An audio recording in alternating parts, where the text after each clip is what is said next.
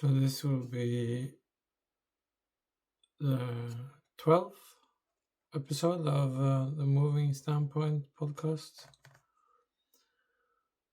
And I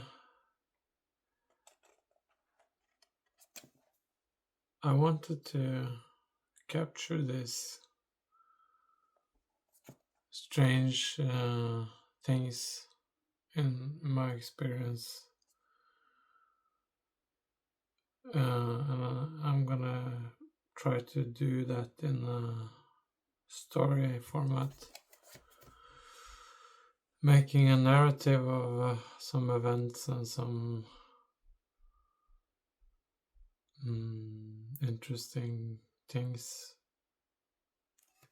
here in Sweden, in Sala, the town of Sala. And I haven't written anything about this, so I'm gonna just try to make it coherent. Yeah. So as you can see, I'm not in the woods anymore. I'm in this little town called Sala. And I was also here for, I think it's 1.5 or 2 weeks ago. And I was in this beautiful park that I filmed the other day. I haven't made a video out of it yet because I want to make it thoroughly, and I don't have my computer with me at the moment, so I have to do that, make that episode when I'm back home with my computer. So, but I was in this beautiful park. It was ordered by a king in about 400 years ago, when this place was. There's a huge silver mine in this area, and they excavated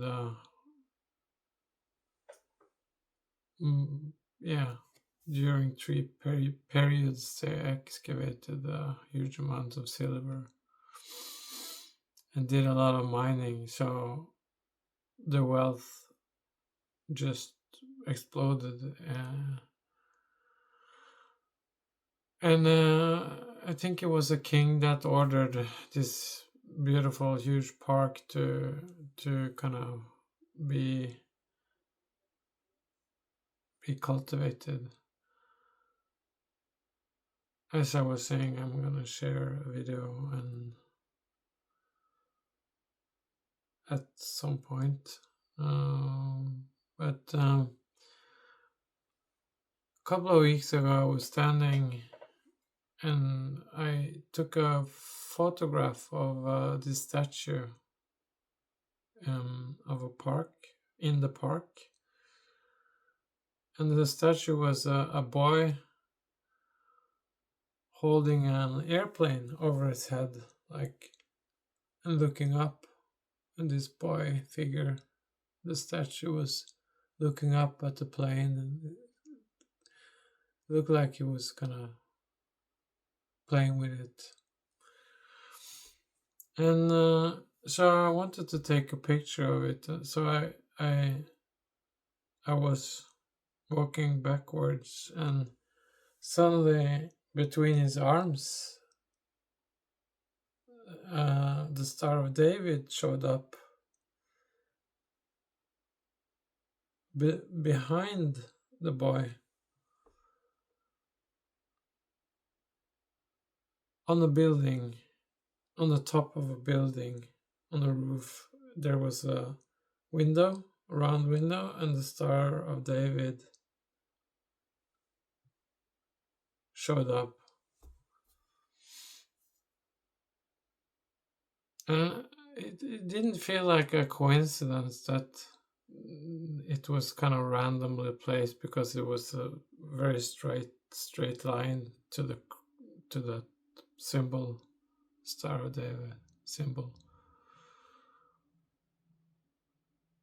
I was fascinated by all, and the whole architecture, or the design of the park was very well ordered, and there was several other interesting things happening in that park. Um,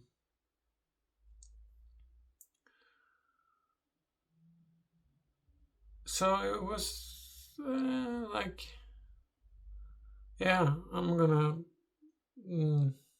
I'm gonna stop there to describe the park, but it was really intriguing and beautiful, really beautiful. Uh, so I was happy with my picture and kind of the experience of walking around there and exploring statues and stuff, and the beautiful trees, oak trees that was huge and very old. Um, so now I think it was yesterday, I was back in the park wanting to make explore it more as a place, like it's basically walking around and um, having a closer look at the statues and things. Again, I was intrigued by this statue of that boy holding that plane, and I looked between his arms, and I saw that the Star of David was gone. There were no there wasn't any windows in that round shape anymore on the top of the building. It was just a wooden, like blank wooden, what do you call it? Wooden plate that was just put in that where the symbol had been.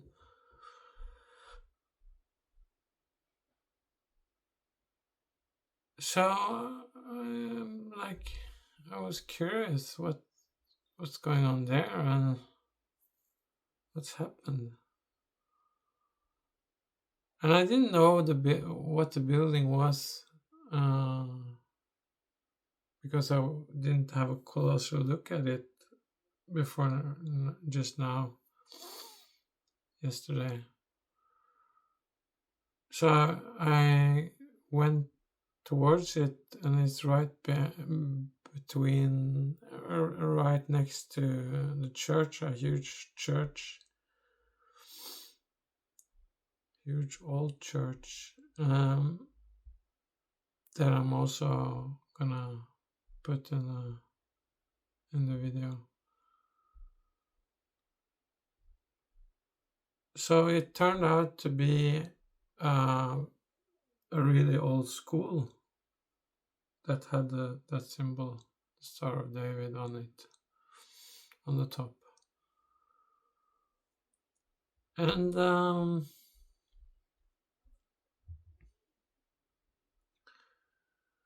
there was a guy I was going seeing, like A.k.a skolan heter skolan, and it's a gymnasium or for kids between 13 and 16.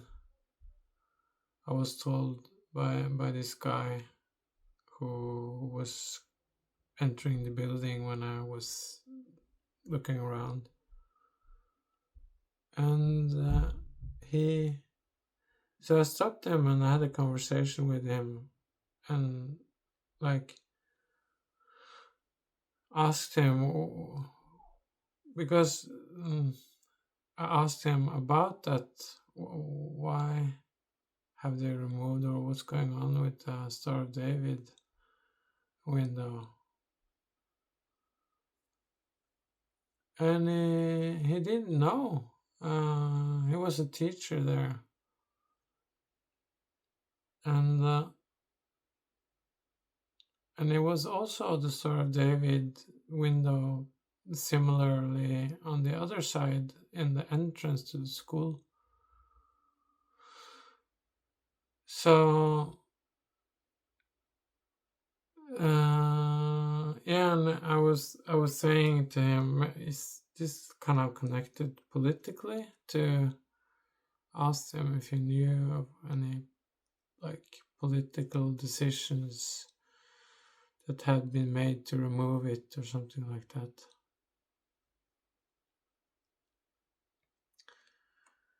And he said that he didn't, he wasn't aware of anything like that.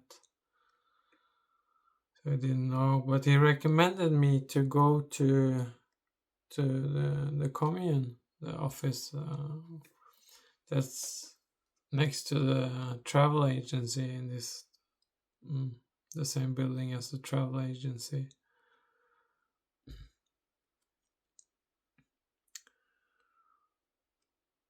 So he recommended me to go visit them and ask them for some,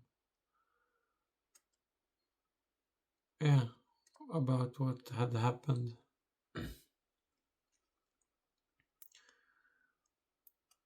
And he also said something interesting. He said that every time he looked at that symbol, it was kind of pinching him in the eye. It kind of stood out for him, and it felt like something awkward or uncomfortable when he looked at the symbol.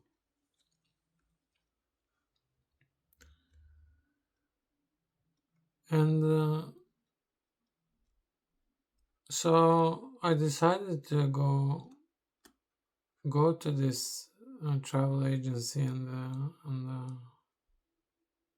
to ask them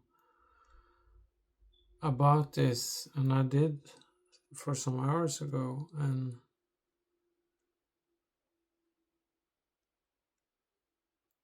the lady who worked there, she contacted the office for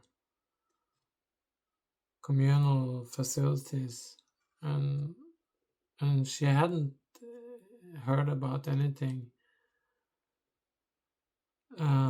in the travel agency, and she contacted, as I was saying, this other person that is responsible, no, not responsible, but was a part of the department for overseeing communal facilities in the area.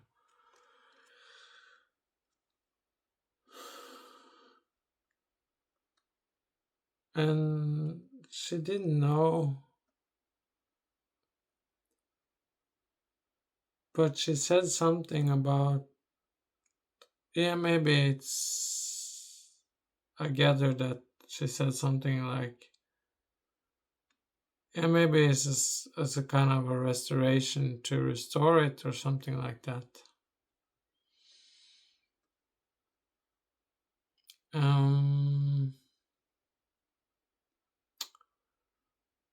So while waiting for this travel agent to call the who's in the department of the overseeing of the facilities, I was looking at like the typical maps of the city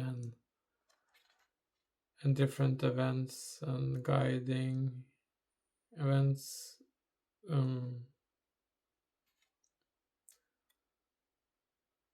And suddenly this book stood out for me. This really weird book, and it's this book. It's called Manhunter. It is kind of, and the undertitle is the story of the Swedish occultist and serial killer Thurneman. And Thurneman turns out to be an anagram for Manhunter.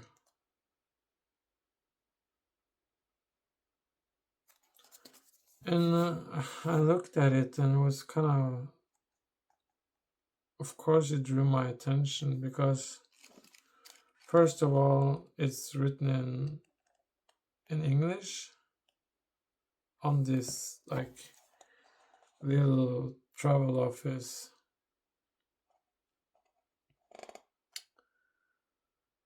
And I was just sitting in a chair in the office waiting, and I started to read just a little bit of it, and it's really, really intriguing,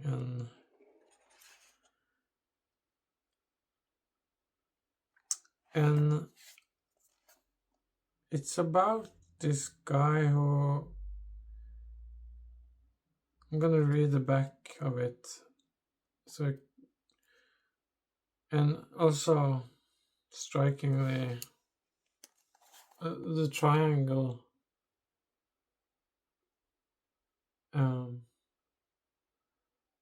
One of the triangles in the symbol of the Star of David.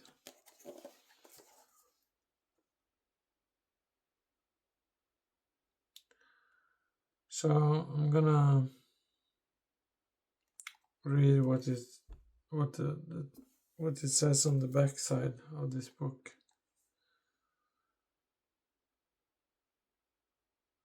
So it starts out with a quote from Thurneman.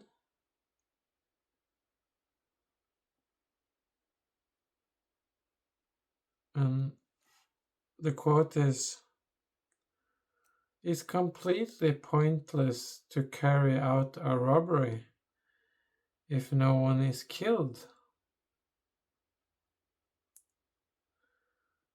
And that's, yeah, I have no words to comment on that quote. But it's very, very dark, of course. Obviously, very dark. And I'm gonna read the rest of it. In the 1930s, there was a series of robbery murders in the Swedish town of Sala, where the victims were either shot or gassed to death. When the perpetrators were caught, it turned out that they were a part of a secret occult organization called the Magic Circle. The Sala Gang, as they were also known, was led by a charismatic hypnotist and a serial killer who took on the name of Thurneman, being an anagram for Manhunter.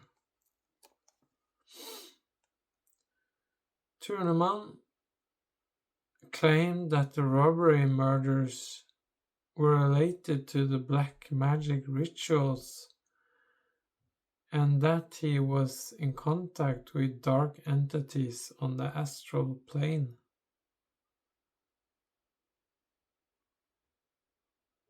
The magic circle conducted seances. Oh, no, that's not the right pronouncement. The black magic circle conducted seances led by Thurneman under the spell of incense made from one of the notorious witches' plants, henbane,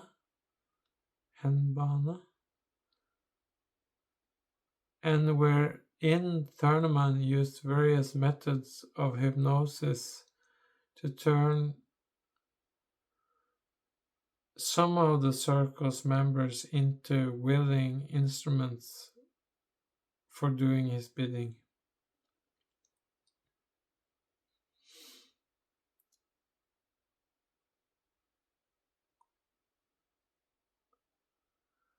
And it's hard to read the last,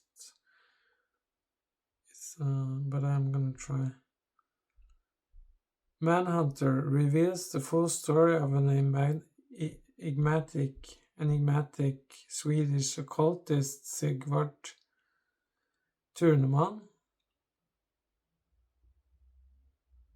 1908 to 1979, and his secret organization, the Magic Circle, having committed a string of murders between 1930 and 1936. Thurneman and his associates became known as the Sala Gang. When the group was finally arrested by the police in 1936.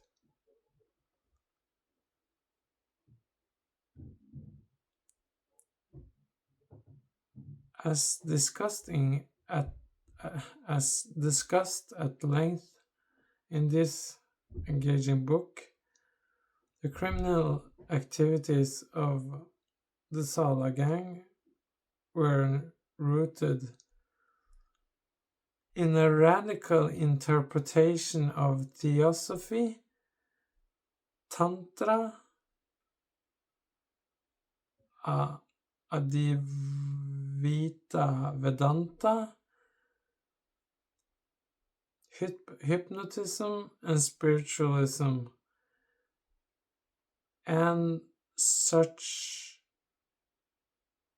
as such, Thurneman and his associates stands out as a unique early example of radical occultism.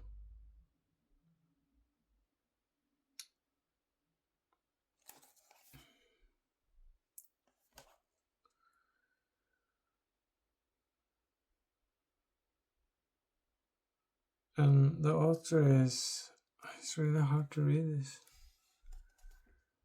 It blends in with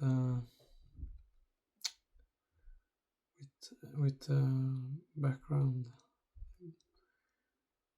The author is Henrik Bogdan, professor in religious studies at the University of Gothenburg, author and editor of numerous works, including All Occultism in a Global Perspective from 2013,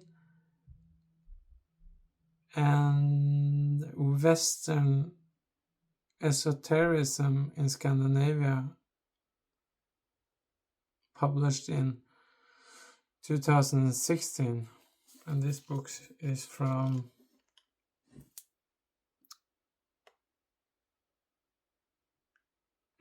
it's from 2020. So this is the newest.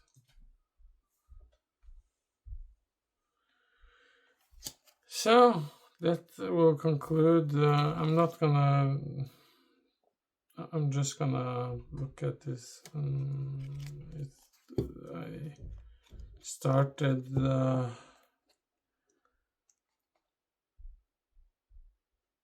read it, and it's really intriguing, and a kind of also a document of how Christianity was influencing the Swedish society at this time. And he was radically against Christianity, this guy. So it's a really interesting things going on here. So I basically just wanted to share this exploration of this city that keeps on giving, and some strange, and the strangeness of that Star of David symbol that suddenly wasn't there anymore. I guess I'm both intrigued and curious about what's been going on. Maybe it's just in a restoration. Maybe it's not there. Maybe it's something political. Who knows? So that concludes my broadcast from the moving. My broadcast for the Moving Standpoint podcast. Stay connected, stay intrigued, and allow for perplexity to happen.